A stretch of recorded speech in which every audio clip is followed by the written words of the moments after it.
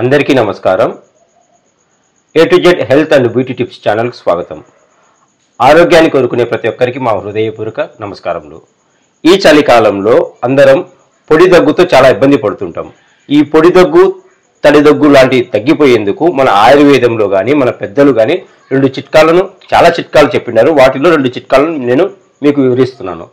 మొట్టమొదటిది ఏంటంటే 2 తమలపాకులు తీసుకొని అందులో 3 లేదా 4 మిరియాలను అందులో పెట్టి చిటికెడు ఉప్పు, ఒక స్పూన్ లేదా అంతకంటే తక్కువ కానీ తేనె, హనీ, ఈ మూడింటిని కలిపి మన పంటి కింద పెట్టుకొని మెల్లిమెల్లిగా నములుతూ వాటి యొక్క రసాన్ని మనం మింగాలన్నమాట. అప్పుడు ఈ గొంతులో ఇదంతా ఆ రసం ఈ గొంతు అంతా ప్రవహించి ఆ పొడి దగ్గు లేదా తడి దగ్గు తగ్గిపోతుంది. అలా రోజుకు 1 లేదా 2 సార్లు 2 రోజులు లేదా అలా ప్రయత్నిస్తే మనకు పొడి దగ్గు తగ్గిపోయేదానికి ఆస్కారం అనమాట.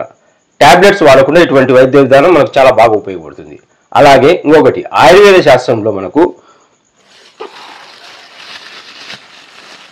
ఇది కరక్కాయ. ఈ కరక్కాయ చాలా బాగా పనిచేస్తుంది.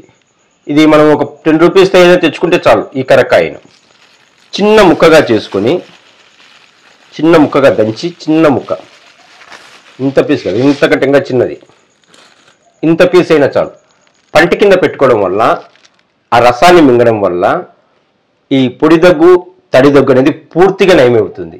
ఇది చాలా బాగా పనిచేస్తుంది.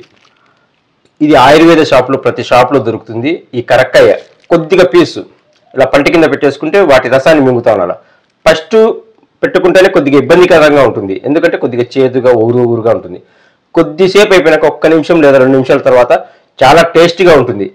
దగ్గు తగ్గేందుకు కూడా చాలా బాగా ఉపయోగపడుతుంది. ఇది ఆయుర్వేదంలో ఉన్నటువంటి రహస్యం అనమాట, పూర్తి రహస్యం. ఈ కరకాయ చాలా రకాలైన లాభాలు ఉన్నాయి. వాటిల్లో ఈ పొడి దగ్గుకు చాలా బాగా ఉపయోగపడుతుంది. ఈ టాబ్లెట్స్ వాడకుండా ఇటువంటి వైద్య విధానం, ఆయుర్వేద వైద్య విధానం మన ఆరోగ్యానికి చాలా బాగా ఉపయోగపడుతుంది. థ్యాంక్ యూ అండి. ఈ వీడియో నచ్చినట్లయితే మా ఛానల్ సబ్స్క్రైబ్ చేసుకోండి.